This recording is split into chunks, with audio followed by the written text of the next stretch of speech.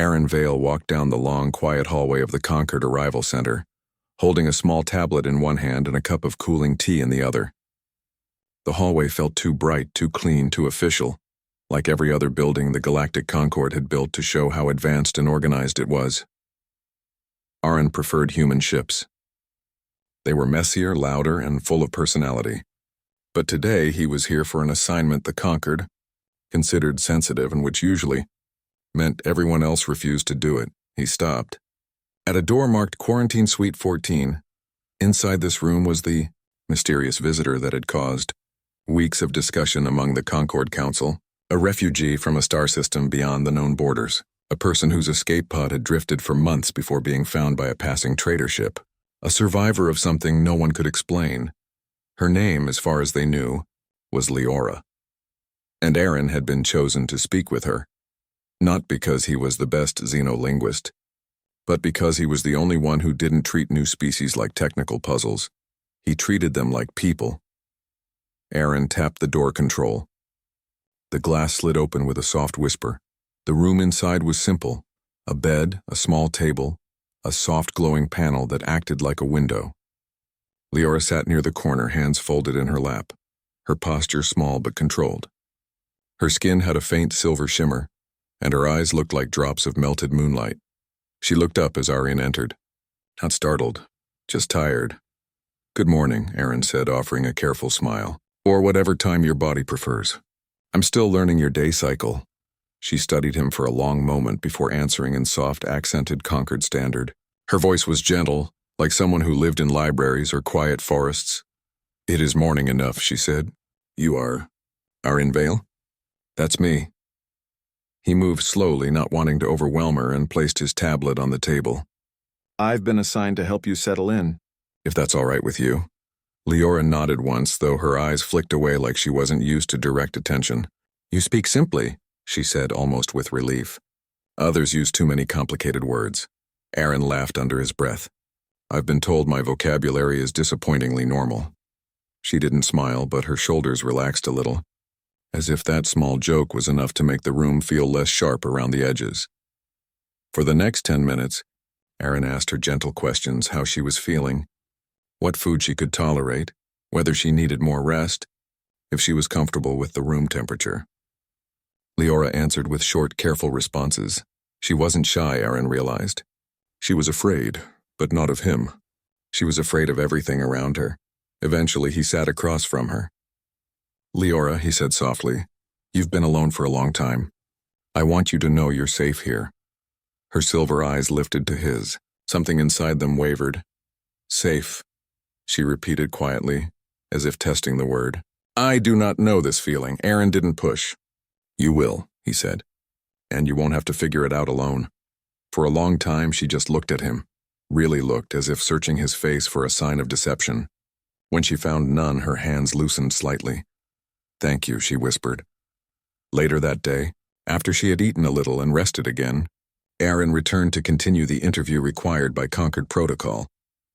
The officials insisted on information: where she came from, what had happened to her people, and what exactly she had escaped from. Aaron approached the subject carefully. "Leora," he said, sitting down with his tablet again, "I want to understand the place you come from." "Only if you're ready." She sat straighter, breathing slowly.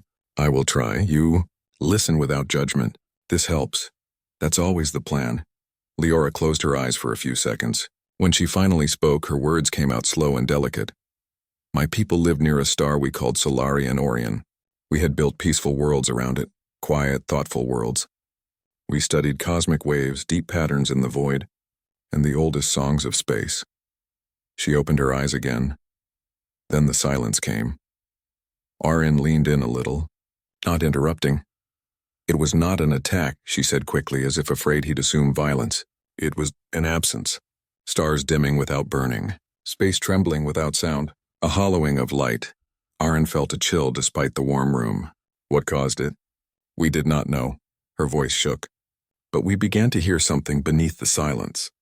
A rhythm, a pattern, not natural, not machine-made. "Communication?" Aaron asked gently. She nodded. "My people believe so, but we could not answer it. We did not understand the rhythm fully, and the silence spread. Our fleets tried to study it. Our scholars tried to decode it. Nothing helped. She paused. I was part of the team analyzing the rhythm. Aaron's eyebrows lifted. You never mentioned that. You did not ask, she said simply. Fair point, she continued. When the silence reached our outer worlds, we knew we had little time. Our star dimmed.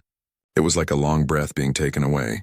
We launched escape pods toward any direction we could. Mine drifted until a trader ship found me. That must have been terrifying, Aaron said softly. Leora shook her head. It was lonely, not terrifying. Terror needs noise. There was only quiet. Aaron's chest tightened. He didn't pity her. HFY stories never needed pity. But he respected her strength. She had survived something cosmic, something that cracked an entire star system, and she still spoke with calm determination. Leora, he said, this rhythm you mentioned, could you describe it? She hesitated, then nodded. It was like a heartbeat but not alive, like a question being asked again and again. A call, a request for what? Aaron asked. That is what we could not understand. Silence filled the room for a few long seconds. Aaron broke it gently. Do you trust me enough to try figuring it out again? Together? This time Leora didn't look away. Her voice trembled, but it was steady at its core. I trust you more than anyone I have met here. Aaron nodded slowly, feeling the weight of that truth. Then we'll start tomorrow. At your pace. She seemed relieved by that. As the evening light dimmed across the simulated window panel, Aaron prepared to leave. Leora watched him quietly, her eyes softer now, less guarded. You treat me like a person, she said suddenly. Not a subject. Not a mystery. It is new. Aaron's smile was small but warm. I'm human. We don't overcomplicate things, she tilted her head slightly. Humans are different. In a good way, Aaron said. In a strong way, she corrected. He paused at the doorway. Rest well, Leora. I'll be back in the morning. As he stepped out, he heard her whisper one final word, not meant for a report, or for protocols, but simply because she felt it. Safe. That night, Leora lay on the soft bed, staring at the glowing ceiling. She thought of the silence that had swallowed her worlds. She thought of drifting alone. She thought of the rhythm that still pulsed in her memories. But for the first time in a long, long while, her heartbeat didn't race. Her breath didn't tremble. She rested her head gently against the cushion, letting her eyes drift closed. For the first time, she felt something close to safety, not because danger was gone, but because there was a human who had chosen to listen, truly listen, without fear, judgment, or hesitation, and that small feeling, soft as a whisper, made the universe feel a little brighter. The next morning arrived in a soft glow inside Quarantine Suite 14. Leora sat beside the table, already awake, her fingers tapping a quiet rhythm against the surface. Aaron watched her through the clear door window for a moment before entering. She looked different today, still tired, still cautious, but there was a new steadiness in her posture, almost as if sleep had restored something fragile inside her. Morning, Aaron said as he stepped inside. Leora nodded. She was holding a small cup of warm herbal tea, her hands wrapped around it as if the heat comforted her. You slept? Aaron asked. A little, she said. It was easier. That's good to hear. He sat across from her. Ready to start working on the rhythm again? Leora hesitated. Yes, but I worry it may lead to nothing. Maybe, Aaron agreed, but maybe it won't. And if there's even one small clue in it, we'll find it. Her silver eyes softened at his confidence. Then I will try. Aaron opened his tablet and played the recorded sample the Concord scientists had extracted from Leora's escape pod. The sound filled the room, a low, soft pattern repeating in uneven intervals. It wasn't musical. It wasn't static. It was simply strange, like space was whispering a question over and over again. Leora closed her eyes, listening deeply. Yes, this is it. The same rhythm. What did your people think it meant? Aaron asked. They believed it was trying to say something. Maybe a warning, maybe a request. She paused. Some thought it was language. Others thought it was a message from a distant intelligence. And you? Aaron asked. I believed it was a call for help, she said softly. A voice lost in the dark. Aaron nodded slowly. Then let's treat it like that. He replayed the recording, slowing it down, then speeding it up, then separating the layers of sound. Leora watched him work, surprised by how quickly he understood patterns without needing advanced tools. Humans were known for instinct, the good kind, the kind that ignored overthinking. After a few minutes, Aaron leaned back in his chair. Leora, I think you're right. This isn't noise. It has structure. Her eyes widened slightly. You hear it too? Yeah, he said. It feels like someone knocking on a door. Leora lowered her teacup. Yes, that is the feeling. They studied the rhythm for hours. Leora translated what she remembered from her people's attempts, and Aaron compared it with human pattern theory. Simple, direct ideas that other species often ignored because they didn't seem scientific enough. But humans had a strange gift. They mixed logic with emotion, turning guesses into breakthroughs. After half a day of work, they discovered something unexpected. It repeats in cycles, Aaron said, staring at the waveform, every hour. Almost exactly. Almost, Leora corrected gently. There is always a small shift. Aaron smiled. Which means it isn't random. Someone is adjusting it. Someone is trying to make sure it stays noticeable. Leora leaned closer, her voice soft and trembling with realization. Someone is alive inside the silence. They both stared at the waveform, feeling the quiet weight of that possibility. Then Aaron whispered, Leora, if someone is asking for help, we need to answer. Later that afternoon, they brought their findings to a Concord analysis team. The room looked like every other Concord briefing chamber, clean metal, glowing panels, and stiff chairs designed for long meetings. A group of scientists and officials waited, all wearing expressions that mixed curiosity and skepticism. Aaron began the presentation. We believe the rhythm is structured communication, not a random cosmic effect. One of the scientists, a tall insect-like being named Hexen, raised a thin hand. We have studied this noise for weeks. It holds no mathematical base. Aaron tried not to roll his eyes, because you're looking for math. But language isn't always math. Sometimes it's emotion, intent, a pattern meant to be obvious, not complex. Hexen clicked his mandibles in disagreement. Your human methods are unreliable. Aaron kept his calm. Unreliable sometimes leads to answers. Leora spoke softly, her voice cutting through the debate like a thin, steady beam of light. My people believe the same. We listened with our hearts, not only our instruments. The scientist fell quiet. Something in her tone, gentle but firm, commanded attention.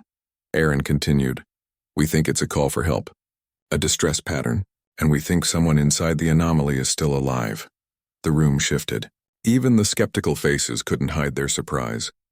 A Concord official spoke after a long pause. Even if this is true, the council must review the proposal. We cannot act quickly. It may take weeks. Aaron clenched his jaw. Weeks? That was the problem with the Concord. Endless caution, endless committees, endless delay. People might be trapped. Aaron said evenly, we shouldn't wait. The council decides, the official repeated.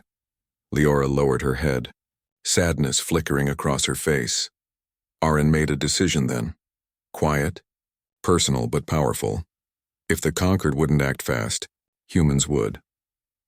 That evening, Aaron took Leora to a different part of the station. A human research vessel docked temporarily for supply checks.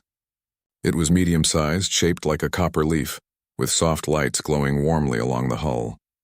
As they walked inside, Leora looked around with wonder. This place feels alive, she whispered. Human ships always do, Aaron said proudly. They entered a small room filled with screens, wires, and half-built tools. A few human explorers sat around a table discussing mission supplies. When they saw Aaron, they nodded in greeting. This was the unofficial support team Aaron had contacted, humans who trusted instinct and action more than waiting for permission. A woman with short hair and a calm, confident voice stepped forward. This must be Leora. Leora bowed slightly. Yes, thank you for welcoming me. Her politeness made the humans smile warmly. They weren't used to such careful grace. Aaron explained their findings. The team listened closely, eyebrows raising as the pieces formed a clearer picture. By the end, the room felt charged with energy. So someone stuck inside that anomaly, one man said. And they've been calling out this whole time. Looks like it, Aaron replied. Then we should answer, the woman said simply. Leora looked at them with quiet amazement. You are willing to help? Without waiting for orders? The woman shrugged with a grin. If someone needs help, we help. That's how humans work. Aaron glanced at Leora. Told you. Leora's eyes softened with emotion. My people would admire this. The team began working on a plan how to amplify a reply to the rhythm, how to send a harmonic signal that might reach inside the anomaly, how to coordinate their tools with the limited data they had. Leora watched them, absorbing their energy. They were loud, hopeful, messy, and determined. A very human combination. And in the middle of the noise, Aaron sat beside her, quietly adjusting a waveform. At one point, during a pause in the work, Leora leaned slightly against him, not fully, just enough for her head to rest gently on his shoulder.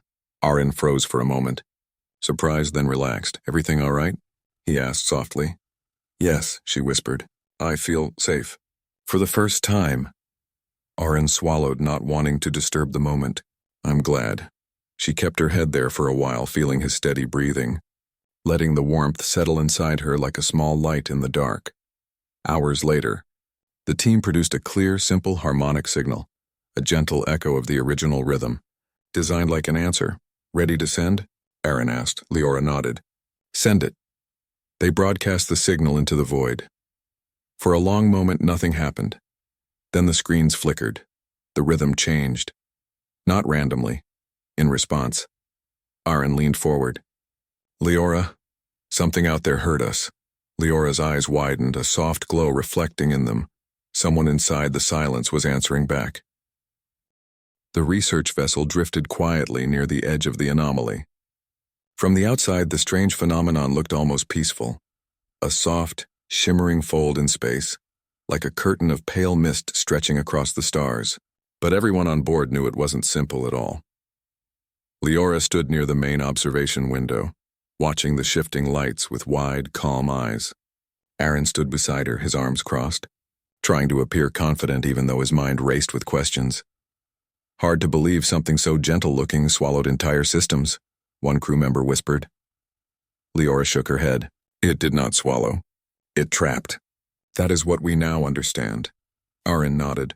Someone inside has been calling for help. And now they know we're listening. The signal had changed after their reply. It wasn't a steady rhythm anymore. It had become more complex, more urgent, as if whoever was inside the anomaly was trying harder to communicate. Humans worked fast. Within hours, the team built a clearer response signal, more structured, more focused. Leora assisted, guiding them with her knowledge of cosmic patterns. Her voice stayed soft, but the humans listened with full respect. Aaron admired how she worked. She was calm and thoughtful, yet strong inside. A mind built for understanding the universe rather than fearing it. Finally, the team was ready. We'll send the new signal now, Aaron announced. Everyone stood still as the harmonic pattern echoed into space. The silence afterward felt endless. Leora held her breath. Aaron tapped his foot without realizing it. The crew watched the monitors with wide, hopeful eyes. Then the anomaly moved. Not violently, not like an explosion. It shifted like a giant ocean wave, folding back in a slow, graceful ripple. A soft glow spread within it, brightening until the entire curtain of light shimmered like liquid crystal. Something inside was responding. The rhythmic pattern returned, now far clearer. Leora gasped softly. It's emotional, she whispered. I can feel it. Aaron leaned forward. What does it say? It says, we hear you, and also we are here. The crew exchanged amazed looks. Humans loved moments like this. Direct, honest, meaningful. Aaron nodded slowly. Then we need to help them get out. The next few hours were a blur of teamwork. Leora worked with the humans to decode the shifting light patterns, while Aaron translated them into simple instructions for the crew. The anomaly wasn't dangerous. It was unstable. It had formed accidentally when an ancient civilization attempted to save their dying star by creating a pocket of folded space. The plan had worked, but too well. The space folded inward, trapping their entire consciousness inside. They weren't physical beings anymore. They existed as light thought and memory, unable to escape, unable to speak clearly, unable to stop the anomaly from growing outward, until now. They are asking us to adjust the frequency of the reply signal, Leora explained. If we harmonize with their energy, we can stabilize the anomaly for a short time. They can move toward the outer layer, and we can guide them out," Aaron finished. The humans got to work immediately. No hesitation, no waiting for permission, no committees, just action. Aaron glanced at Leora. "Still doing okay?" She nodded. "Better than ever, I feel." "Hopeful," he smiled. "Good, we're close." The final step required precise timing. The vessel positioned itself near the brightest part of the anomaly, while the harmonic reply grew louder and more synchronized. Lights flickered across the control panels as the ship matched the rhythm perfectly. Signal aligned. One crew member confirmed. Aaron turned to Leora. "Are they ready?" Leora closed her eyes, sensing the pattern inside the shimmering fold. When she opened them, her voice held a soft certainty. "Yes." "Begin." The final harmonic pulse shot into the anomaly like a gentle beam of light. The response was immediate. The curtain of space rippled outward, forming a circular opening. From inside, soft waves of golden light drifted toward the ship. They weren't frightening. They looked like memories floating in space, bright, warm shapes full of quiet intelligence. Leora stepped forward instinctively. "It's them," she whispered. "They are free." Aaron watched in awe as the golden light circled the ship, humming in a gentle, uplifting pattern. It felt like gratitude, deep and sincere. The lights slowly moved together, forming one bright sphere. Then, with a final soft glow, they dissolved into the stars, returning to the universe. The anomaly behind them dimmed, shrinking peacefully until it became nothing more than a quiet ripple in space. The silence that followed felt different now. Not empty, but calm, peaceful. Leora took a long, deep breath. "It is over," she said softly. "Truly over." Aaron let out a slow exhale. "We did it. We answered their call," she said. "Because humans listen," Aaron chuckled. "Not everyone would agree, but I appreciate the compliment." She smiled, the first real smile he had seen from her. "It is not a compliment. It is truth." The journey back to the station felt light, almost celebratory. The human crew replayed the signal logs with excitement, amazed by how simple ideas and quick action had changed the galaxy. When the vessel docked, conquered officials rushed to greet them, shocked by the success. Reports spread fast. The anomaly was gone. A lost civilization had been freed. The silent threat had ended, and the essential truth in every report was the same. Humans acted first. Humans made the breakthrough. Humans helped when no one else dared. Aaron didn't care about the attention. He cared about Leora. She walked beside him, calmer and brighter than before, no longer carrying the heavy weight of fear. A conquered officer approached her politely. "Leora, the council would like to grant you full refugee rights and a permanent place within the conquered." Leora thanked the officer kindly, then looked at Aaron. "May I choose where I stay?" "Of course," the officer replied. Leora turned fully to Aaron. Her silver eyes were steady and clear. "Then I choose to stay on the human ship. With Aaron. With the ones who listened." The officer nodded respectfully and left. Aaron raised an eyebrow. "You're staying with us?" "Yes," she said simply. "This is where I first felt safe. That matters." He swallowed, touched by the sincerity in her voice. "We'd be lucky to have you." She stepped closer, her expression gentle. "And I would be lucky to stay." That evening, as the human ship drifted quietly along the station's edge, Leora and Aaron stood near the observation window. Stars shimmered around them in delicate patterns, no longer threatened by silent collapse. Leora rested her head lightly on Aaron's shoulder. No hesitation this time, no fear hiding in her eyes. He stayed still, letting her lean into him, letting her warmth settle naturally into the space between them. For a long moment, they simply looked at the stars. "Aaron," she whispered. When the signal responded, I felt something I cannot name. "What was it like?" he asked, like someone far away saying, "We are not alone." Aaron nodded slowly. "That's what humanity believes too." She smiled softly. "Then perhaps I am becoming a little human," he chuckled. "Not a bad thing to be." They stayed like that, quiet and steady. Two very different beings connected by a simple truth. She rested her head on his shoulder, feeling safe, not because danger was gone, but because humans had taught her that safety could be found in trust, kindness, and courage, and in that moment, Across the vast universe, she finally felt home,